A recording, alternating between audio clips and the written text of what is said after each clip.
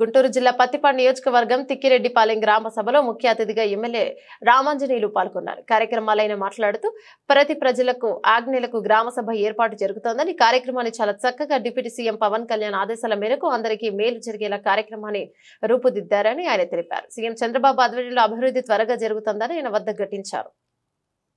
First అనంతపూర్లో చేసింది, తర్వాత విజయనగరంలో చేసింది, ఇప్పుడు 3వ జిల్లాగా మన జిల్లాకు వచ్చింది. కాబట్టి మనకు ఒక జాయింట్ కలెక్టరు చక్కటి పరిపాలన అందించడానికి ఉన్నారు. అట్లాగే పరిపాలన అనుభవం ఉండి గ్రామాలు ఎలా అభివృద్ధి చెందాలి, వ్యక్తిగత ప్రయోజనాలు ఎలా అభివృద్ధి చెందాలో 35 సంవత్సరాల పరిపాలన అనుభవం ఉన్నటువంటి వ్యక్తి మీ ప్రతినిధిగా ఉన్నాడు. ఈ టైం మీకు సువర్ణ అవకాశం. దీన్ని సద్వినియోగం చేసుకుంటే మనం అందరూ బాగుంటాం, మన గ్రామాలు బాగుంటాం.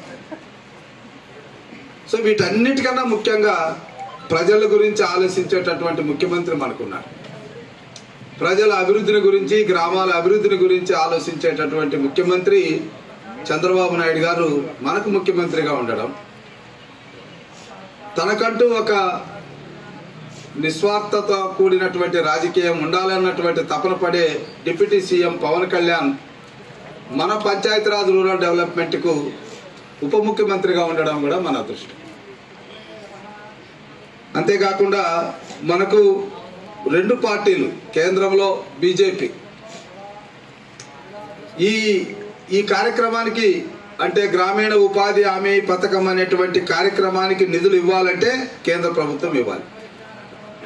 సో కేంద్ర ప్రభుత్వం మనకి ఈరోజు మన ప్రభుత్వంలో జట్టు కలిగి, అదేవిధంగా మనకు జనసేన మనకు ఒక కుడి భుజంగా మనతో జత కలిపింది.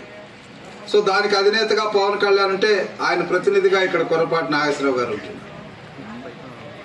సో ఈ రకంగా అక్కడ ప్రభుత్వం ఉంది, ఇక్కడ మనకు చేదోడు వాదోడుగా కలిసి వచ్చేటటువంటి జనసేన మన దగ్గరే ఉంది.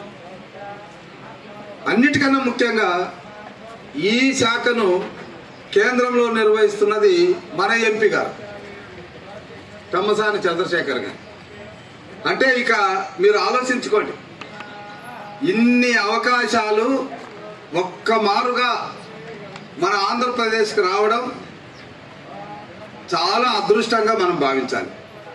అంటే ఒక 5 సంవత్సరాలు చీకటిని చూసాం, ఇప్పుడు వెలుతురులో ప్రయాణం చేస్తుంటే ఒక్క మారుగా 1000 కాంతుల యొక్క వెలుగు మన కళ్ళ మీద పడితే మనం ఎలా ఉబ్బి తప్పిపోతామో అలా ఉంది ఇప్పుడు మన పరిస్థితి. ఇవన్నీ దృష్టిలో పెట్టుకొని ఈరోజు గ్రామ సభలు జరిపి వచ్చే 6 నెలలకి గ్రామంలో ఎలాంటి అభివృద్ధి పనులు చేయాలో గ్రామంలో ప్రజలే నిర్ణయిస్తారు. మాకు ఈ పనులు కావాలి అని చెప్పడానికి ఒక అవకాశంగా ఈ గ్రామ సభ.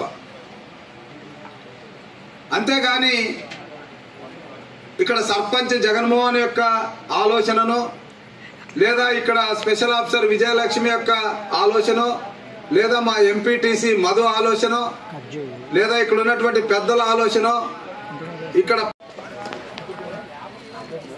మన తిక్కరెడ్డి గ్రామం అంటే అందరికీ ఆరాధ్య భావన కలుగుతుంది.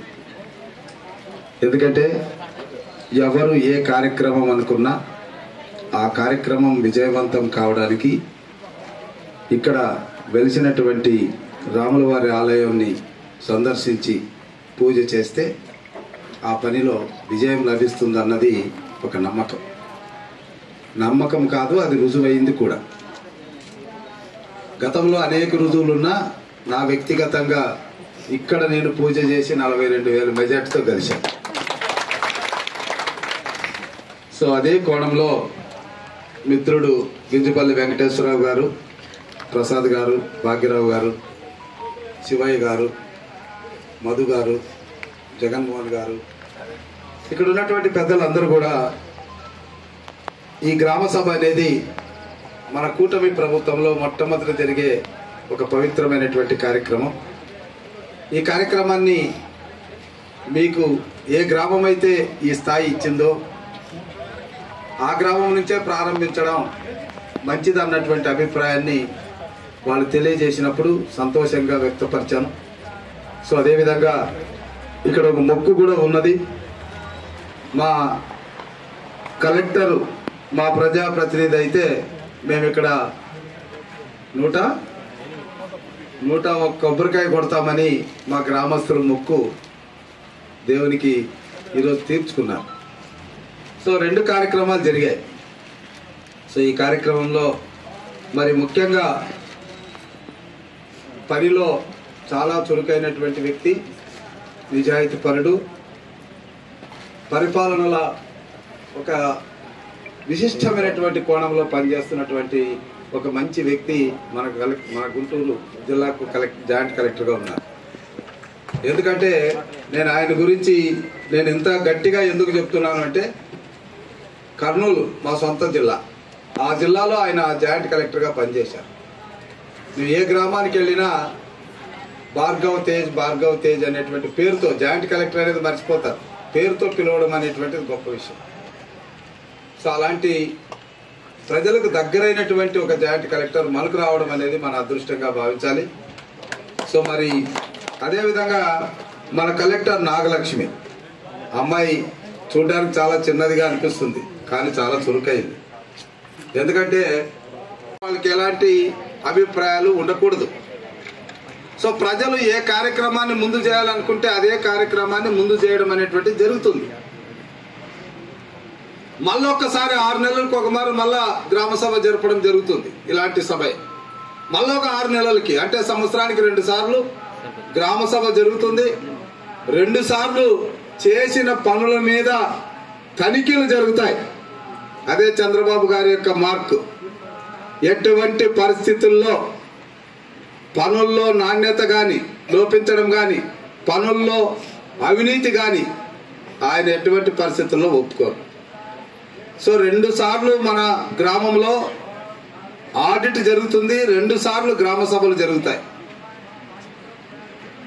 మరి ఇంత ప్రతిష్టతో కూడినటువంటి ఈ కార్యక్రమం వెనక ఏముంది అంటే, కేంద్రంలో అత్యధిక బడ్జెట్ ఉన్నటువంటి శాఖ పంచాయతీరాజ్ రూరల్ డెవలప్మెంట్. ఎందుకంటే నేను అందులో 3.5 సంవత్సరాలు పనిచేశా. అప్పటి వరకు గ్రామీణ ఉపాధి హామీ అంటే పేదలకు కూలీ ఇచ్చేటటువంటి పథకం. వాళ్ళు పోయి చెరువులో దిగితే ఓ 2 గంటలు 3 గంటలు అలా ఇలా తిరిగితే ఒక 50 రూపాయలు 100 రూపాయలు వాళ్ళ అకౌంట్లో వేసే పథకం తప్ప మరొకటి కాదు. అయితే రాష్ట్రం విడిపోయిన తర్వాత నిధులు కొరత ఉన్నప్పుడు ఏ కార్యక్రమంలో ఏ